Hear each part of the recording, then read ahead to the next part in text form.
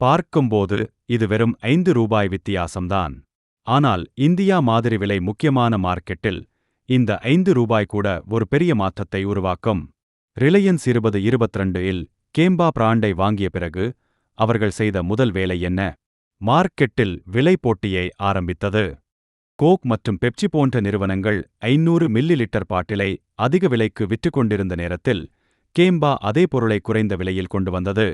சிறிய விலை வேறுபாடு போல தெரிந்தாலும் கோடிக்கணக்கான நுகர்வோர்களை பாதிக்கக்கூடிய ஒரு முடிவு அது. ஆனால் கேள்வி என்னவென்றால், வெறும் குறைந்த விலை வைத்து கோக், பெப்சி மாதிரி உலகளாவிய நிறுவனங்களை தோற்கடிக்க முடியுமா? ஏனென்றால் கோக், பெப்சி இப்போது வெறும் குளிர்பானங்கள் இல்லை. அவை பல வருடங்களாக மக்களின் பழக்கமாகவும் ஒரு வாழ்க்கை முறையாகவும் மாறிவிட்டன. அவற்றின் சுவை, விளம்பரங்கள், பிராண்ட் இமேஜ் எல்லாமே மக்கள் மனதில் ஆழமாக பதிந்துவிட்டது. ஒரு காலத்தில் கேம்பாவும் இந்தியாவில் பெரிய பெயராக இருந்தது. ஆனால் 90களில் வெளிநாட்டு பிராண்டுகள் மீண்டும் வந்தபோது அது பின்னுக்கு தள்ளப்பட்டது. அப்படியென்றால் ரிலையன்ஸ் ஏன் மீண்டும் இந்த பழைய பிராண்டை எடுத்தது? இதற்கு பதில் தெரிந்து கொள்ள கேம்பாவின் பழைய வரலாற்றை பார்க்க வேண்டும். 1970களில் இந்தியாவில் வெளிநாட்டு நிறுவனங்களின் ஆதிக்கம் அதிகமாக இருந்தது. அந்த நேரத்தில் கோகோகோலா இந்தியாவில் மிகப்பெரிய இடத்தை பிடித்திருந்தது. ஆனால் அரசாங்க விதிமுறைகள் காரணமாக கோக் இந்தியாவை விட்டு வெளியேற வேண்டிய சூழல் ஏற்பட்டது. அந்த இடத்தை பயன்படுத்தி ஒரு இந்திய நிறுவனம் கேம்பா கோலாவை அறிமுகப்படுத்தியது. தி கிரேட் இந்தியன் டேஸ்ட் என்ற வாசகத்துடன் வந்த கேம்பா ஒரு பான மட்டும் இல்லாமல் இந்தியர்களின் உணர்வாக மாறியது. 80களில் கேம்பா மிகப்பெரிய வெற்றியை பெற்றது. ஆரஞ்சு, லெமன் போன்ற பல சுவைகளையும் கொண்டு வந்தது. ஆனால் காலம் மாறியது. இந்திய மார்க்கெட் திறந்தபோது பெப்சி மற்றும் கோகோகோலா மீண்டும் இந்தியாவுக்கு வந்தன. பெப்சி கிரிக்கெட், சினிமா, இளைஞர்கள் ஆகியவற்றை குறிவைத்து மிகப்பெரிய மார்க்கெட்டிங் செய்தது.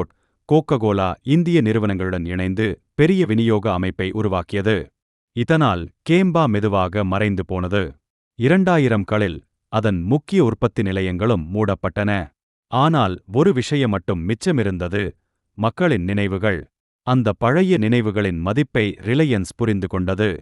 புதிய பிராண்டை உருவாக்கி மக்களின் மனதில் இடம் பிடிப்பதற்கு பல ஆண்டுகளும் ஆயிரக்கணக்கான கோடி ரூபாய் மார்க்கெட்டிங் செலவும் தேவைப்படும். ஆனால் ஏற்கனவே தெரிந்த ஒரு பெயரை மீண்டும் கொண்டு வருவது சுலபம். அதனால்தான் ரிலையன்ஸ் கேம்பாவை வாங்கி மீண்டும் சந்தையில் கொண்டு வந்தது. ஆனால் உண்மையான சவால் இப்போதுதான். ஏனென்றால் கோக் மற்றும் பெப்சி இந்திய குளிர்பான சந்தையில் பல வருடங்களாக ஆதிக்கம் செலுத்தி வருகின்றன. இரண்டு நிறுவனங்களும் சேர்ந்து மிகப்பெரிய சந்தை பங்கை வைத்திருக்கின்றன. இருந்தாலும் இந்திய சந்தையில் இன்னும் ஒரு பெரிய வாய்ப்பு உள்ளது. அமெரிக்காவுடன் ஒப்பிடும்போது இந்தியாவில் ஒருவரின் குளிர்பான பயன்பாடு குறைவாகவே உள்ளது. அதாவது இந்த சந்தை இன்னும் வளரக்கூடியது. ரிலையன்ஸ் இதை ஒரு வாய்ப்பாக பார்த்தது. இந்தியாவில் விலை குறைவாகவும் எளிதாகவும் கிடைத்தால் புதிய வாடிக்கையாளர்கள் வருவார்கள் என்ற கணக்கில் கேம்பா களமிறங்கியது. ஆனால் வெறும் விலை மட்டும் போதாது. சுவையும் முக்கியம். கோக், பெப்சி போன்ற பிராண்டுகளுக்கு மக்கள் பழகிய சுவை உள்ளது. இதனால் கேம்பாவின் மிகப்பெரிய சோதனை இதுதான். ஆனால் இந்தியாவில் ஒவ்வொரு மாநிலத்துக்கும் ஒவ்வொரு பகுதியுக்கும் தனித்தனி சுவை விருப்பங்கள் உள்ளன. அதனால் புதிய ஃப்ளேவர்களுக்கு நல்ல வாய்ப்பு இருக்கிறது.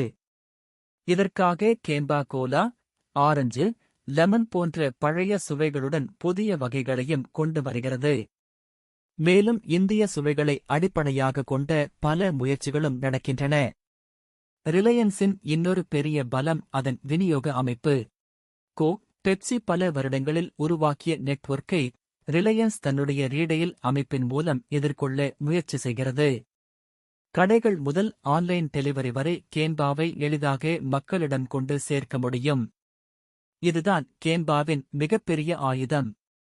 இப்போது முக்கியமான கேள்வி: குறைந்த விலை, பழைய நினைவுகள், வலுவான விநியோகம், இவை எல்லாம் சேர்ந்து கோக், பெப்சியை வெல்லுமா?